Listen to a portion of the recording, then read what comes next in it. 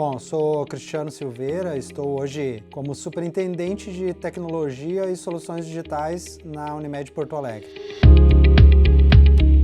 Hoje nós temos 690 mil vidas. É um número bastante expressivo e nós temos o médico cooperado, que são mais de 6.900 médicos cooperados. Isso significa que a tecnologia ela é fundamental, essencial e, eu diria mais, indispensável. Eu arriscaria dizer que o principal desafio é a segurança sobre dados. Inevitavelmente, nós estamos tratando de dados extremamente sensíveis.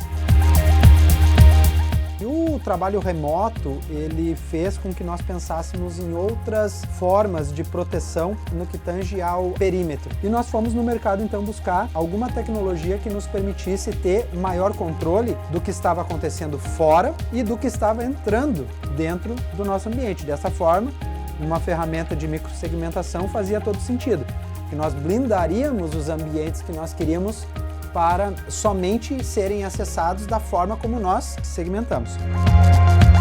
Porém, o que acabou nos favorecendo mais ainda, e nos levou especificamente à solução Guardcore, foi o nosso projeto de migração para a cloud, porque nós precisávamos fazer de forma muito rápida um trabalho de mapeamento de todas as integrações e inter-relações dos ambientes, levando para a cloud. E nós usamos, então, naquele momento, o Guardcore. Então, eu costumo dizer que o Guardcore, para nós, ele veio com uma finalidade, mas ele foi, sem sombra de dúvidas, o grande alavancador do nosso processo de migração para a cloud. É uma ferramenta extremamente potente.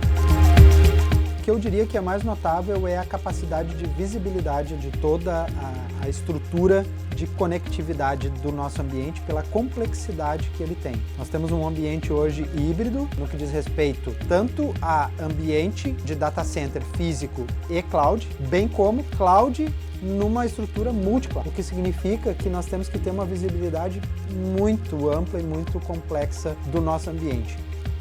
Ela dá uma segurança para o profissional, para o analista técnico, para sair da subjetividade e ir para a objetividade das informações que estão sendo apresentadas ali.